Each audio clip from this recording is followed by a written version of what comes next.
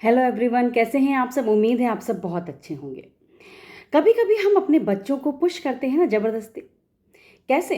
जैसे कि हमारे घर में कोई रिश्तेदार आया या हमारा कोई फ्रेंड आया, है ना, तो हम बच्चों से क्या कहते हैं कि बेटा आंटी को हग करो, है ना, बेटा अंकल को फ्लाइंग किसी दो, है। और जब वो नहीं करता है तो हम उसको फोर्स करते हैं।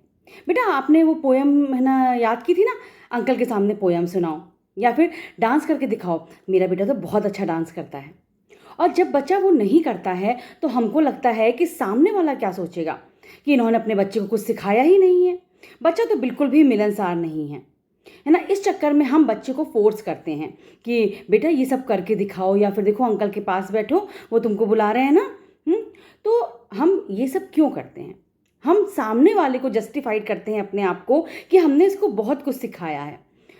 कोई बात, बच्चा आपका खिलौना है ना।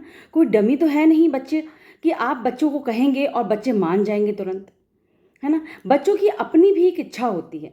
अगर बच्चे कंफर्टेबल होंगे तो वो अपने आप ही उन अंकल या आंटी के पास जाकर उनको हाय हेलो करेंगे या हक करेंगे या उनको किस्सी करेंगे या फ्लाइंग किस देंगे। अगर बच्चे कंफर्टेबल होंगे तो वो खुद कर लेंगे। अगर बच्चा कंफर्टेबल नहीं है फिर भी आप उसको फोर्स कर रहे हैं तो ये गलत है। जी हाँ, अगर आप बच्चे के निर्णय का ना का रिस्पेक्ट नहीं कर रहे हैं, उसके फैसले को आप आदर नहीं दे रहे हैं, तो ये गलत है। क्योंकि अगर बच्चा कंफर्टेबल नहीं है फिर भी आप उसको फोर्स कर रहे हैं तो आप उसके साथ गलत कर रहे हैं। फिर जब वो बड़ा होगा तो भी वो अपनी अनकंफर्टेबल स्थितियों को आपको नहीं बता पाएगा, क्योंकि बचपन में आपने कभी सुना ही नहीं। इसलिए लोगों को जस्टिफाइड मत कीजिए कि आपने उसको कितना कुछ सिखाया है, बल्कि अपने बच्चों के निर्णय को रिस्पेक्ट कीजिए। और सोच के देखिएगा कि बात भले ही छोटी है लेकिन अपना असर बहुत बड़ा रखती है।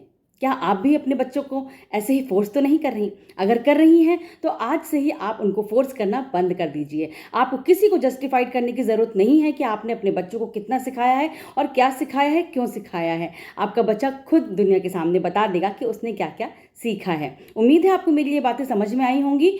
नेक्स्ट वीडियो में मैं फिर से आपसे मिलने आऊँगी। तब तक के लिए टेक केयर, बाय बाय।